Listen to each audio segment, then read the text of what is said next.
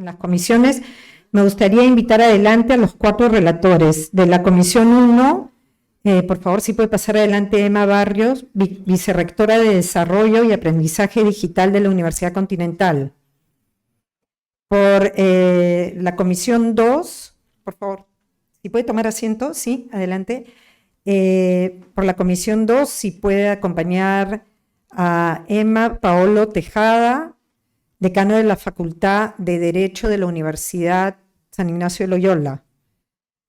En el caso de la Comisión 3, el relator es Juan Antonio Treyes, secretario general de la Universidad Tecnológica del Perú.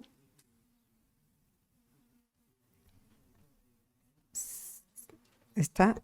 Y en el caso de la Comisión 4, el relator es Jonathan Golergan, rector de la Universidad Tecnológica del Perú. Si puede pasar adelante también.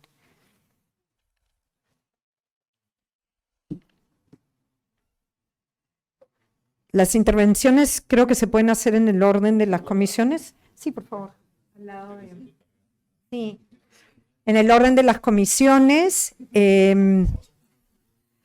cada uno puede empezar comentando cuál ha sido el tema de discusión y tienen entre 7 y 8 minutos para sus intervenciones. Y luego de eso pasaremos a la clausura. Entonces, vamos a empezar con la intervención de Emma, de la Comisión 1, luego Comisión 2, a cargo de Paolo Tejada, Juan Antonio Treyes, Comisión 3 y Comisión 4, Jonathan Golergan. Adelante, por favor.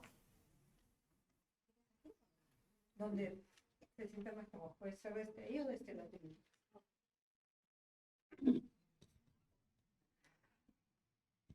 Buen día con todos. El grupo número 1 estaba dedicado a la educación a distancia como la educación del futuro. Nos organizamos en 3 grupos y rigurosamente, con un tiempo bastante medido, reflexionamos, leímos, reflexionamos, compartimos y expusimos. Así que la dinámica también fue bastante pautada, además, como suele ser en la educación a distancia. El primer tema que conversamos fue sobre el derecho a la educación. El derecho a la educación que hoy es un clamor. Y se expresa ese clamor, esa necesidad de educación superior, precisamente en esos 90 proyectos que están en discusión y que se discutieron en la primera parte del panel de nuestras autoridades. No hacen más que expresar que ese derecho a la educación ya es una demanda. Es una demanda a la cual no solamente tenemos que responder con creación de universidades, sino que precisamente con ampliar la cobertura a la educación, porque el derecho a la educación significa abrir oportunidades para todos. Es un tema de equidad.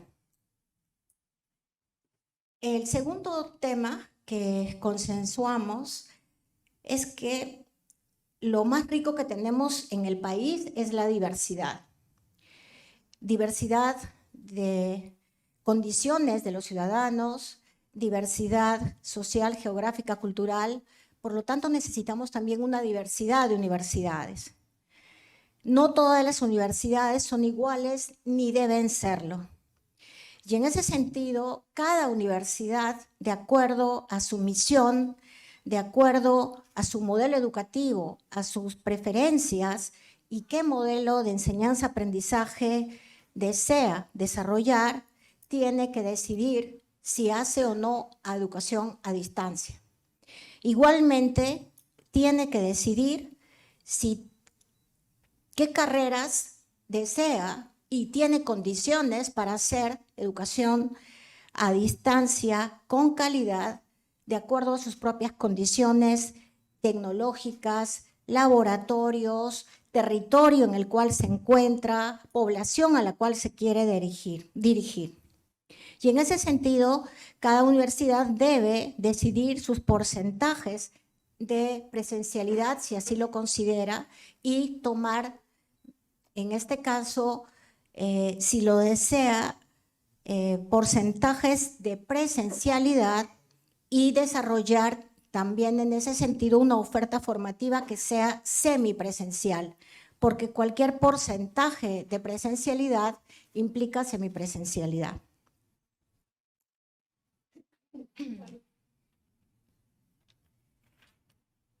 El tercer tema fue una reflexión sobre el rol del Estado.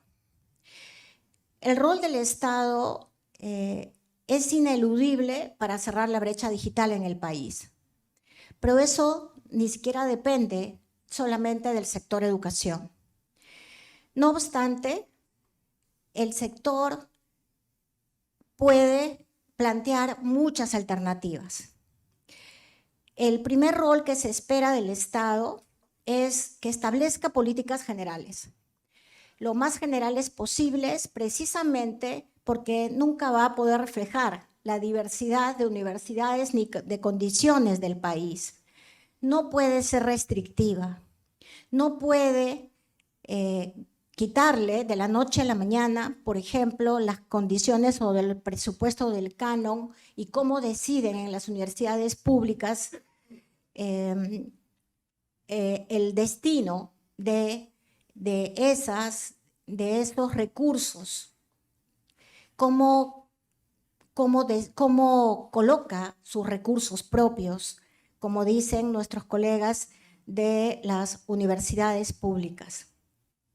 Y en ese sentido, sí es importante que se planteen condiciones básicas de calidad, pero condiciones básicas de calidad que se adapten a la era de la tecnología, partiendo de que cada universidad debe ser responsable de asumir esas condiciones. Entonces, ¿cuál es entonces el rol del Estado que debe respetar la autonomía o la independencia de esas universidades? Ese rol del Estado, lo que se espera es que sea de promotor de la innovación, en la línea que también se planteaba en la mañana por el rector de la UNI, que aludía al conocimiento. No hay desarrollo de conocimiento, no hay desarrollo de innovación si una regulación te restringe. Si el rol del Estado se centra en brindar facilidades y de habilitar condiciones, condiciones legales y condiciones para la innovación, las universidades vamos a encontrar nuevas carreteras para abrir con tecnología maneras de solucionar problemas.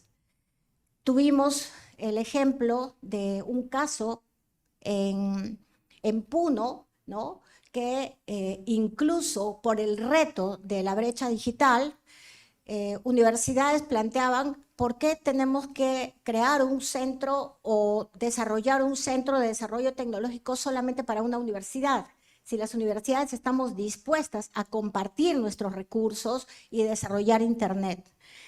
Y aquí los que somos de mi generación nos acordábamos de cuando no teníamos, recuerdan ustedes, Internet, y desarrollaron los ciudadanos la alternativa de las cabinas públicas.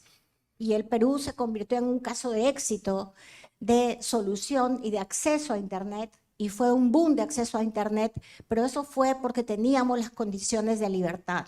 Entonces, con condiciones de libertad, la innovación se va a poder desarrollar y las universidades vamos a poder contribuir a esa equidad, no solamente educativa, sino incluso tecnológica. Por último, hicimos una reflexión, entonces, ¿cuál es la diferencia entre una buena y una mala calidad de la educación? O una buena y una mala educación.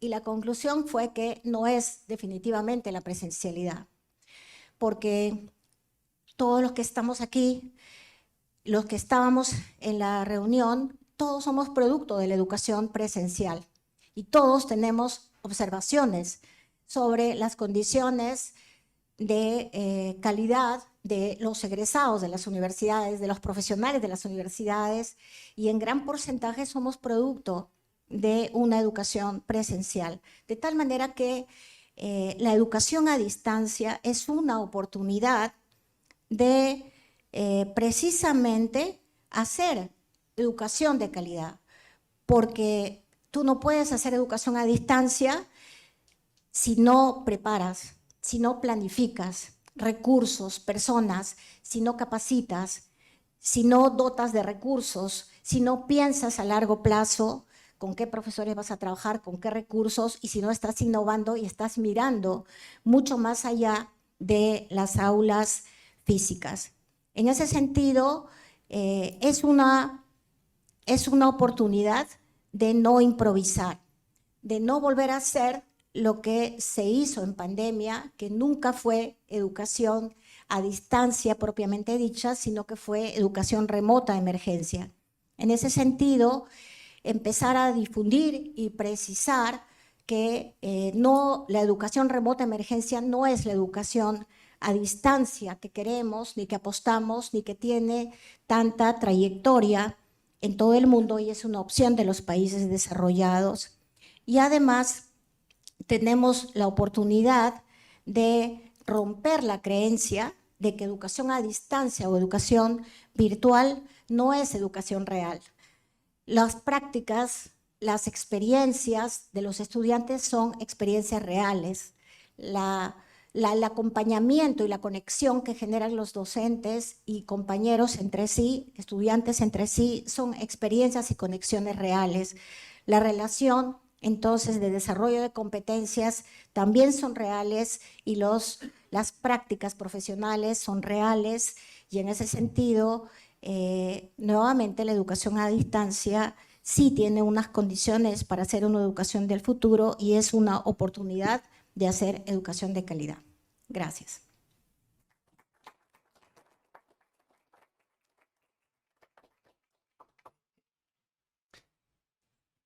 Bien, buenos días. Nosotros en el grupo 2 hemos reflexionado sobre las universidades y su relación y la relación con el entorno territorial. Es decir, concretamente la responsabilidad social que tienen las universidades. Y hemos analizado los temas, pues fundamentalmente a partir de 4 temas, ¿no? Que son los que yo voy a desarrollar. El primero es si es posible hacer este desarrollo y qué se necesita, cuáles son los requerimientos, las condiciones para hacerlo. En segundo lugar, cuáles son los obstáculos que hay que vencer, los retos que tenemos. En tercer lugar, qué es lo que se espera del Estado para que podamos hacer como universidades estas actividades. Y finalmente, pues, ¿en qué consiste? Y aquí también la reflexión, ¿en qué consiste realmente la responsabilidad social que tienen las universidades? Sobre la responsabilidad social, efectivamente, pues, es posible, y por supuesto que sí, partimos siempre de esa premisa, pero siempre con algunas condiciones, ¿no? La primera, yo creo que tenemos que hacer, y salió también el grupo, en la discusión del grupo, es reflexionar sobre la responsabilidad social de las universidades, es reflexionar sobre finalmente cuál es la identidad de la universidad, cuál es el rol que tiene la universidad, la idea de universidad que nosotros queremos, ¿no? Algo que también salió esta mañana, cuál es el fin de la universidad. Si la universidad es solamente un centro que imparte formación o si la universidad es el centro que irradia conocimiento para todos los sectores industriales, académicos, etcétera, o si la universidad es simplemente un centro de formación profesional, ¿no? Y creo que dependiendo de cuál sea nuestra idea de identidad de una universidad, que eso requiere una gran deliberación y es parte incluso de la filosofía política, pues vamos a ver cuál es el rol también de la universidad como en su función social. Los principales retos que tenemos es, en primer lugar, pues, que se tenga un modelo de desarrollo claro, ¿no? Es verdad que a veces las universidades no tienen todavía un modelo de desarrollo claro y no saben todavía dónde dirigirse, ¿no? Y ese modelo de desarrollo, pues básicamente no tiene que ser un modelo de desarrollo pues impuesto desde arriba, por supuesto que no, sino que tiene que ser un modelo de desarrollo consensuado con todos los agentes sociales, la empresa, por ejemplo, los sectores sociales, por supuesto también los gobiernos regionales, y tiene que tener también una atención al territorio, a la región en la que uno está. En segundo lugar, respecto de cuáles son las principales dificultades que hay para llevar a cabo esto, es la falta de articulación, la falta de coordinación que hay entre la empresa, la academia, la sociedad civil y el gobierno. Esto es algo en lo cual hemos coincidido bastante. En segundo lugar, la falta de recursos, no solamente económicos, sino también humanos. Y quizá la falta de recursos humanos es la más frecuente, ¿no? Necesitamos urgentemente que nuestros profesores y nuestros investigadores tengan todas las debidas competencias, por ejemplo, para que puedan ser susceptibles de postular a fondos concursables y puedan ganar esos fondos concursables y aplicarlos, ¿no? Se requieren muchas veces para postular estos fondos unas capacidades que no todas las universidades, no todos los investigadores la tienen. Luego, en tercer lugar, ¿qué se necesita, qué se espera del Estado, ¿no? Del Estado, en primer lugar, se espera que haya una claridad en los modelos de desarrollo y una difusión. Es importante que el Estado pueda también, y en general los gobiernos, puedan implementar estos modelos concertados de desarrollo, que no se queden solamente en las normas, sino que haya una difusión. Y particularmente sobre el rol del Estado, también habíamos visto, y salió también en las sesiones que hemos tenido, que reflexionando también sobre el rol del Estado, no debe ser alguien que simplemente diseña el desarrollo, porque no es su rol, ¿no? Sino que es alguien que es facilitador y coordinador entre los diferentes actores, en este caso la academia y los sectores sociales. Otro de los retos que hemos visto que también afronta la universidad para llevar a cabo la responsabilidad social muchas veces se enfrentan con una agenda política también de parte de los gobiernos regionales y locales en donde están, ¿no? Entonces, eso hace que sea un poco variable, ¿no? Su coordinación y su participación dependiendo del gobierno con el que esté, ¿no? Y dependiendo también de la agenda que tenga el gobierno. Ahí tiene que haber siempre una continuidad y tiene que haber pues un plan de desarrollo pues, que pueda también aplicarse independientemente de la persona y del modo de pensar que esté en el gobierno. Respecto a esto también salió una idea que es muy interesante, que también quisiera expresarla aquí, es cómo la investigación, que es una actividad esencial de la universidad, naturalmente con la formación profesional, tiene que ser una investigación, en este caso, para la conservación. Es decir, una investigación que pueda plasmar sus resultados en el territorio. Y creo que aquí es importante reconocer que la proyección social o la responsabilidad social de la universidad no es una actividad más como yuxtapuesta, ¿no? Tiene que hacer formación profesional, investigación y luego responsabilidad social. Y no es así, ¿no? Yo creo que salió también en la reflexión, la responsabilidad social de la universidad consiste básicamente en la excelente formación que debe dar a sus alumnos y en la investigación que hace, que se plasma también en proyectos de desarrollo. Es decir, una forma de proyección social, de desarrollo social, es la investigación para la aplicación aplicada, y también, por supuesto, la formación profesional de los alumnos. Y también hemos conversado sobre la necesidad de tener profesores muy bien capacitados y hacer un control sobre el perfil del docente. Es algo que salió, especialmente en aquellos territorios interculturales, ¿no? En los que haya competencias diferentes, en los que se pida competencias diferentes en los profesores. Y finalmente, la última reflexión es sobre si es posible, bien, esta responsabilidad social, por supuesto que sí, ¿no? Y ahí salió la idea de que, claro, la principal responsabilidad social que tiene la universidad es la formación ética de sus alumnos. Es decir, cómo la universidad influye positivamente, impacta positivamente en la sociedad, es insertando profesionales con valores democráticos, con valores de ciudadanía, con valores éticos en la misma sociedad, en el torrente circulatorio de la sociedad. Lo que se requiere es eso. O sea, cómo colabora la universidad con la empresa, cómo colabora con la familia, cómo colabora con todas las instituciones sociales, pues formando profesionales, formando personas que puedan pues influir positivamente como personas. Bien, eso es algo que es muy importante y naturalmente eso es también a través de la formación que se da, la formación profesional y también, por supuesto, de la investigación. Bien, eso es algo que, bueno, eso es todo, las principales ideas, hay muchas más, pero he querido hacer un resumen sobre las ideas que han salido en el grupo 2. Muchas gracias.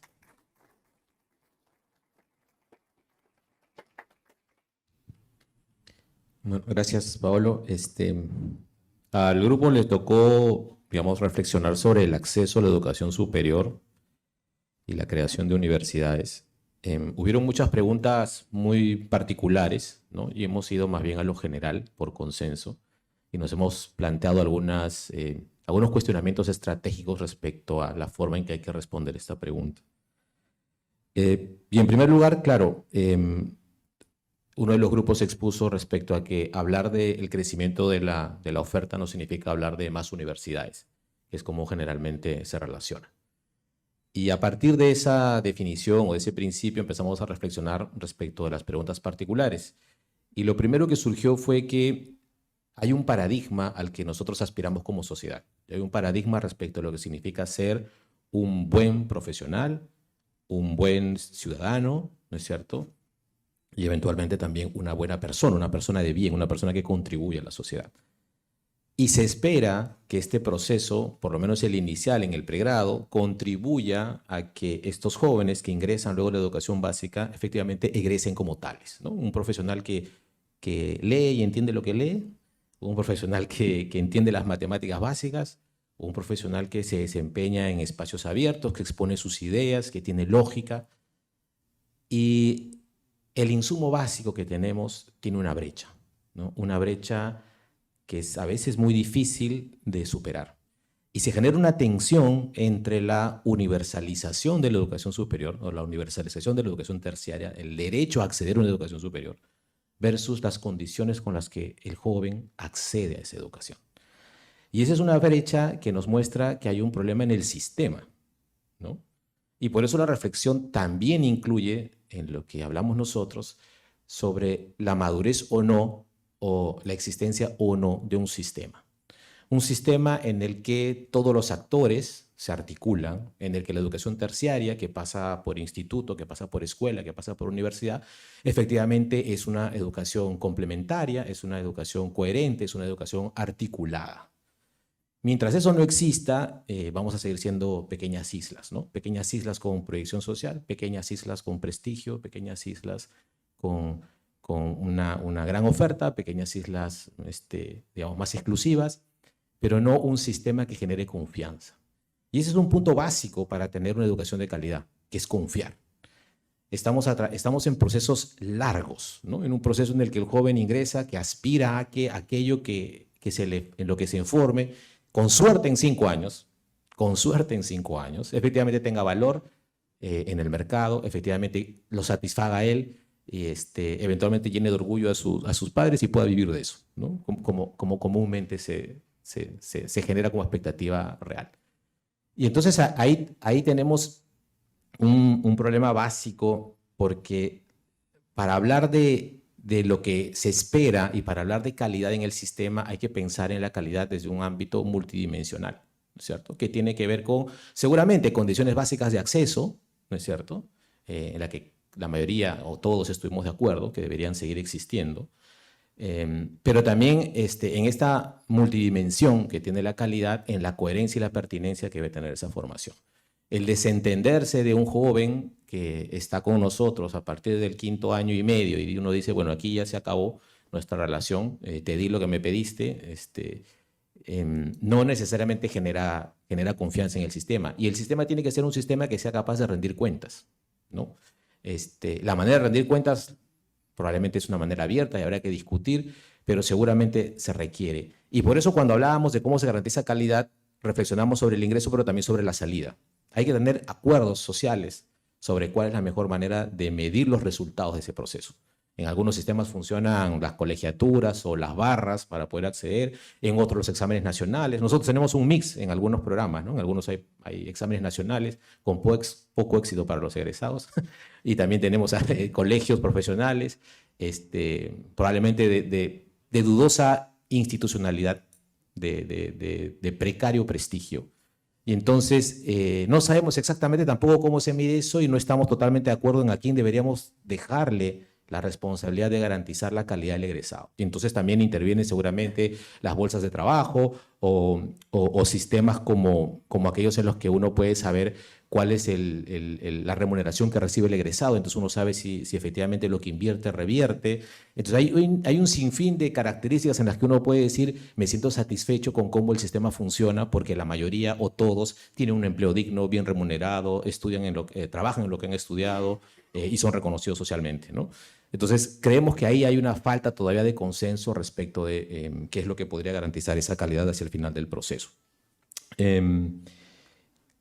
Creemos que esta idea de relacionar crecimiento de la oferta con creación de instituciones conlleva el riesgo de la politización o la mercantilización, que al final de cuentas es también una politización del servicio, ¿no? Y la politización, una mercantilización de los votos. Entonces, son como dos caras de la misma moneda. Y creemos que ese es el riesgo también en un discurso en el que estos accesos o salidas no están totalmente claros, porque entonces el problema ya no es de quien promueve ni de quien crea, sino el problema es de quien estudia. Y esa manera en la que se ve el sistema es una manera probablemente egoísta si partimos de que hay una responsabilidad compartida entre la universidad, la sociedad y el Estado, y eventualmente también la empresa, de cuál es el recurso humano que necesitamos.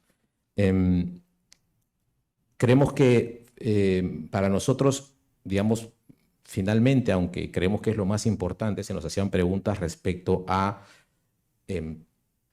si tenemos o no suficientes profesores, ¿no? Fue así de específica, digamos, la mesa, ¿no? ¿Tenemos suficientes profesores para hacer educación de calidad? Y creo que la pregunta era un poco más amplia, era, o sea, si sabemos qué tipo de profesores se necesitan, ¿no? Porque la docencia en general, o sea, tanto los insumos como los materiales, como el facilitador, son cosas que van en un cambio continuo y que se tienen que adaptar tanto a una perspectiva de hoy, 5 años, como las características de los estudiantes, ¿no? Entonces, probablemente si preguntamos hoy qué tipo de docentes se necesitan de acá a 5 años y si los tenemos o no, va a ser una pregunta con una respuesta que tendría que validarse en 5 años. Entonces, es una respuesta ociosa, ¿no? Entonces, habría que preguntarse más bien incluso si la forma de aprendizaje que hoy tenemos, si los tiempos, los plazos y las certificaciones que hoy ofrecemos son efectivamente las que se van a necesitar luego, ¿no? Y creo que es un proceso de reflexión que tiene que ver con la calidad. Las expectativas de los jóvenes para formarse hoy, las expectativas de su retorno respecto de esa inversión de tiempo y de dinero son diferentes hoy que hace 50 años y van cambiando mucho más rápido. Entonces creemos que también la calidad tiene que verse desde el punto de vista de este cambio en el paradigma de la sola certificación, del solo respaldo de una institución o de a nombre de la nación o de a nombre del rey en otras instancias o en otros países, a un tipo de certificación y de formación que priorice probablemente criterios diferentes a los que hoy se priorizan, que no necesariamente son el tiempo ni son el nombre del título. Creo que eso ha sido más o menos el consenso generalizado al que llegamos aquí y nada, espero haber hecho un buen resumen. Gracias.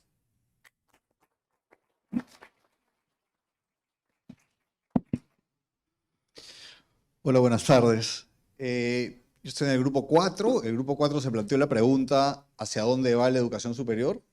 Los facilitadores de la conversación fueron provocadores en tratar de plantear la cuestión alrededor de los ejes de Clark, ¿no es cierto?, que los conocemos. Digamos, el sistema universitario debería estar más centrado hacia el Estado, hacia el mercado o hacia la propia universidad. Y nos preguntaba dónde debería ubicarse la universidad peruana, ¿no? Así en singular. Y claro, digamos, esa pregunta como que fuerza la dicotomía, ¿no es cierto? Y cuando dicotomizamos, y nos pasa todo el tiempo en la sociedad, tendemos a tomar una postura y al tomar esa postura tendemos a desacreditar a las otras, ¿no es cierto? Y creo que es como bien importante entender que existen tres modelos de universidad que conviven y coexisten y que forman parte del sistema, es decir, la universidad pública, la universidad asociativa, la universidad societaria. Y entonces la pregunta más bien es, ¿cómo hacemos para que los tres modelos de universidad que existen pueden interactuar satisfactoriamente con la propia universidad, con el mercado y con el Estado? ¿Cómo pueden nutrirse del Estado, del mercado, de la propia reflexión en torno a la universidad? Y al servicio de qué se ponen, ¿no es cierto? Digamos, ¿cuáles son algunos consensos mínimos que pueden hacer que estos tres modelos que coexisten puedan aspirar a construir algo juntos, que sea común y que marque la pauta de la acción del mercado, de la propia universidad y del Estado? Y entonces la reflexión giró en torno a eso, a cuáles deberían ser esos tres, digamos, los pocos elementos en común que podrían articularnos a todos. Y bueno, la reflexión tuvo como dos vertientes. En uno de los casos se planteó, bueno, tres elementos, ¿no es cierto? Por un lado, la formación de profesionales y académicos competentes, por un lado. En segundo lugar, la investigación y la generación de conocimiento. Y en tercer lugar, que las universidades sean del modelo que sean, pueden ser públicas, asociativas o societarias, sean escuelas de ciudadanía, formen ciudadanos de bien, ciudadanos que puedan convivir con otros diferentes además, ¿no es cierto? Bajo el imperio de la ley. En fin, y esos tres elementos podrían ser entes articuladores que permitan que, independientemente del modelo en el que uno opere, podamos construir algo que nos integre, nos consolide y comience a generar confianza. Otros plantearon algo que parecía también interesante y hasta quizás, en fin, hasta más simple en el sentido de que podría ser un punto de partida interesante, que es, bueno, pongamos al medio, el norte común debe ser el interés superior del estudiante, ¿no es cierto? Ahora, eso abre la pregunta, ¿no es cierto? Por un lado, ¿quién define el interés superior del estudiante? Y por otro lado, ¿hay un estudiante o hay estudiantes con intereses heterogéneos? ¿No es cierto?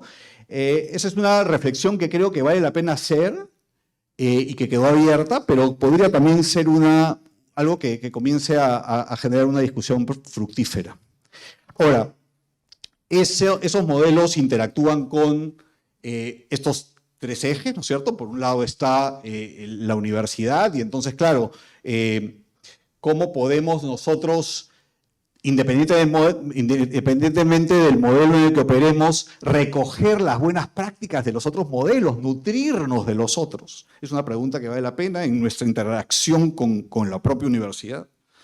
Por otro lado, desde el lado del mercado, cómo nosotros podemos, por un lado, recoger las necesidades del mercado laboral, ¿no es cierto? Integrarlas a nuestra formación y al mismo tiempo aportar al mercado laboral o al mercado con un análisis prospectivo de hacia dónde vamos y qué queremos eventualmente como sociedad. Y desde el lado del Estado, las universidades en sus diferentes modelos, podemos preguntarnos, por un lado, cómo nosotros desde la universidad podemos contribuir a la cosa pública, ¿no es cierto?, a la república, a hacer que se establezcan las bases de un Estado que permita, digamos, fortalecer la ciudadanía bajo el imperio de la ley, ¿no es cierto?, y que podamos pensar, más allá del gobierno de turno, en cómo sentamos las bases para algo, un proyecto de largo plazo. Y al mismo tiempo, por supuesto, el Estado, en su interacción con cada uno de estos modelos de universidad, que se constituya como un ente rector, que, dicho sea de paso, algunos decían en nuestro grupo, se ha perdido eso, ¿no es cierto? Las universidades públicas clamaban por tener un abogado en el Estado que pueda velar por sus intereses, que pueda, digamos, más allá de la subsistencia, ¿no es cierto? O sea, ya no pensemos en grandes proyectos, nos decían, concursables, sino, caramba, pagar el agua y la luz, y a veces nos dejan solos, estamos abandonados, ¿no es cierto? No tenemos a alguien que nos represente. Entonces, nuevamente, del Estado hacia las universidades en sus diferentes modelos, cómo poder constituir un ente rector que supervise y vele por la confianza que el sistema genera. De eso básicamente hablamos.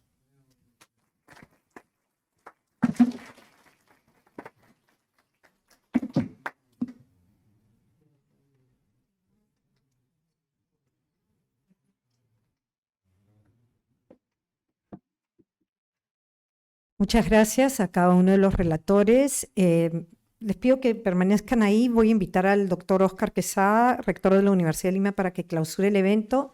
Quisiera mencionar que el sexto foro que se va a realizar en septiembre, la organización va a estar a cargo de la Asociación de Universidades Nacionales del Perú, de la UNAP. Entonces, adelante, por favor. ¿Pueden quedarse?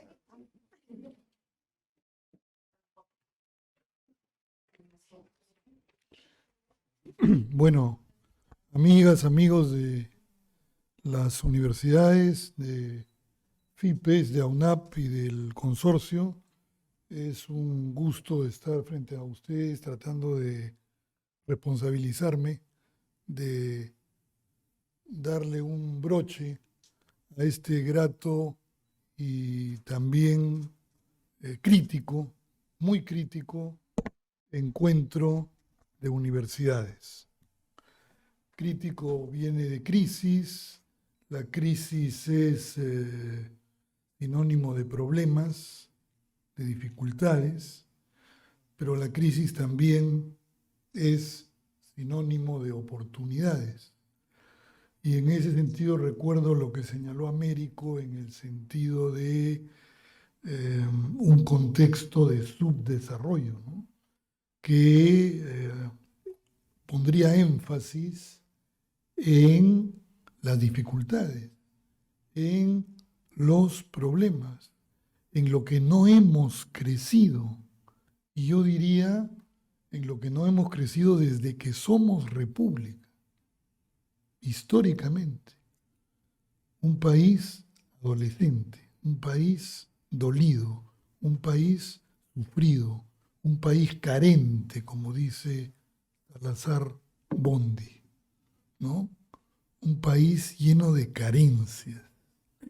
Y la carencia más flagrante en términos de historia es no haber podido edificar una política de Estado permanente, duradera, en educación pública. Como de alguna manera lo pudo hacer Argentina, como de alguna manera lo pudo hacer México, como de alguna manera lo pudo hacer Chile. ¿Por qué el Perú no pudo? Preguntas retrospectivas, preguntas hacia atrás. Pero me quedo con esa idea de contexto de su desarrollo que puso sobre el tapete Américo, ¿no? Un Estado que desde siempre no ha hecho lo que debe hacer y ha hecho lo que no debe hacer. Un Estado que, como vimos en mi grupo, regula sembrando incertidumbre. regula asfixiando la iniciativa, bien sea privada o la iniciativa pública, ¿no? Y ahí nos quedamos instalados en el primer punto que puso Felipe, la gobernanza de las universidades, y que es el punto sobre el cual gira este encuentro. Y vamos a donde Carlos. ¿Sabemos lo que queremos gobernar? ¿Sabemos cuál es ese objeto que queremos gobernar? ¿Cómo es ese objeto que queremos gobernar? ¿Qué tan objeto es ese objeto? ¿O está enredado, confundido en un laberinto de problemas que no nos dejan verlo claro? Y Carlos preguntó, ¿y las políticas de Estado? Ahí provocaba decir simplemente, bien, gracias. Bien, gracias, ¿por qué? Porque lo que está faltando ante este panorama histórico son valores republicanos. La república es la forma del Estado. La democracia es la forma de gobierno. Pero la república es la forma del Estado. Entonces, ¿hasta qué punto los peruanos vivimos en un Estado sin forma, en un Estado deformado, en un Estado caótico que se rige por lo que deciden a la loca y a la corrupta gobernantes de turno, no estadistas? No estadistas, porque una cosa es el estadista, el que piensa a largo plazo, el que piensa en una política de Estado permanente, y otra cosa es el gobernante de turno, que por lo general, más que ser un demócrata en el Perú, es un demagogo. Ya ustedes conocen la raíz de esas palabras, ¿no? Entonces, la cuestión de la gobernanza pasa por pensar, como dijo Felipe, en estadistas que aseguren la calidad no para pasado mañana ni para fin de año, que aseguren el acceso no en este momento, sino que creen las bases, que creen las condiciones duras, sólidas, solidarias, para que esas condiciones duren en el tiempo, para que cambiemos de gobierno y las condiciones sigan ahí, y las políticas sigan ahí, y que no vengan los gobernantes con complejo de Adán a querer comenzar todo de nuevo, rewind, ¿no? A resetear todo de nuevo. Claro, eso pasa por una revolución, no le tengo miedo a la palabra. Tenemos que resetear la educación radicalmente, comenzar de cero y preguntarnos, de hecho, cuál es el mínimo. Así como en la ciencia hay un mínimo epistemológico a partir del cual se pueden construir diferentes teorías, igualito, ¿cuál es el mínimo? ¿Cuáles son las condiciones mínimas de calidad y de acceso? Eso lo planteó la ley del 2014. Las condiciones mínimas de calidad. Y ahora tenemos un Estado que se hace loco. ¿Dónde están las condiciones mínimas de calidad? ¿No? Que ante una reunión de un foro de las universidades más importantes del Perú, no está. Predica ausencia, predica desinterés, predica indiferencia, ¿no? Como señaló claramente, prístinamente, Carlos Garatea, ¿no? Entonces no nos quejemos, pues, de que nuestros estudiantes salen a chambear y no tienen chamba, o tienen chamba en pésimas condiciones. O, si hacemos una estadística, nos damos cuenta que es una minoría privilegiada de todos los estudiantes que egresan del sistema universitario peruano, la que logra realmente insertarse en un trabajo productivo y creativo. ¿no? Y claro, acá habría que poner la palabra sistema entre signos de interrogación. ¿Sistema? ¿Hay sistema? Sabemos lo que es en cibernética la definición de un sistema, ¿no? ¿Hay sistema? ¿Hay un sistema universitario en el Perú? O sea, que los elementos estén armónicamente relacionados entre sí y produzcan resultados previstos, previsibles y esperables. ¿Trazabilidad? ¿Hay trazabilidad? Entonces, tenemos que ir más allá, como dijo Felipe, de la profesionalización sencilla, ¿no? Y nunca vamos a poder ser competitivos en los nuevos flujos de internacionalización si es que no ponemos, creo que ahí sí me identifico con la propuesta de Jorge Mori en mi grupo de trabajo, si no ponemos al estudiante como el centro de nuestras preocupaciones, ¿no? Y ahí hay que ver hasta qué punto también las universidades tenemos un compromiso con la educación básica.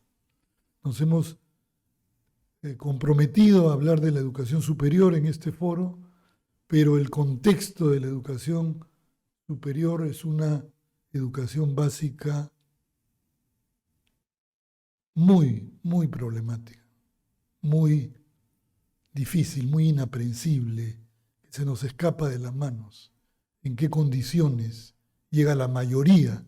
Porque no vamos a hablar de minorías.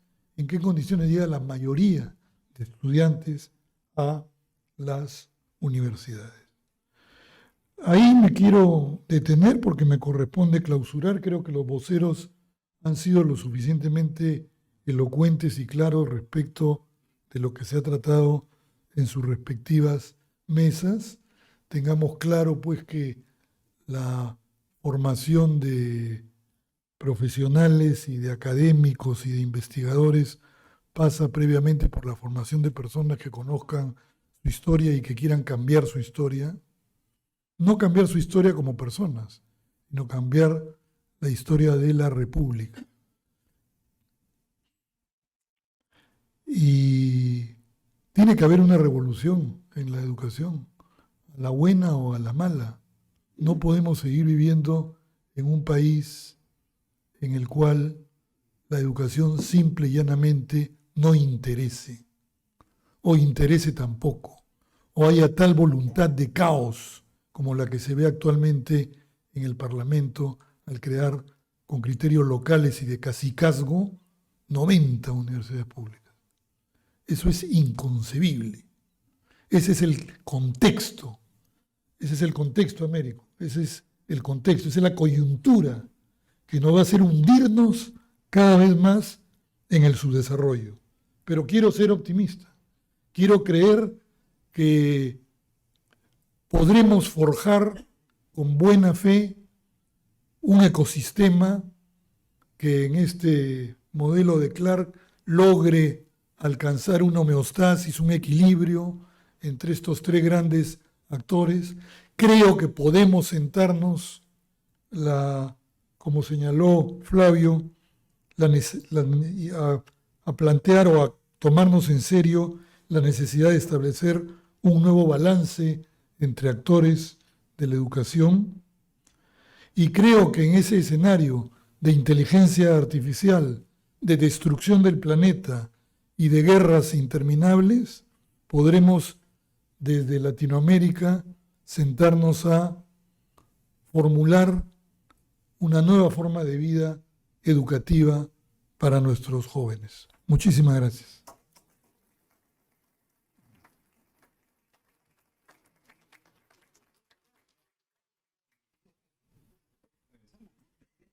Agradecemos a todos los presentes por su participación. Vamos a compartir por correo electrónico las diapositivas de la presentación de Flavio Figalo y se ha retransmitido por Facebook todo el evento, por lo que podrán ingresar a la transmisión y volver a escuchar las presentaciones. Gracias. Gracias.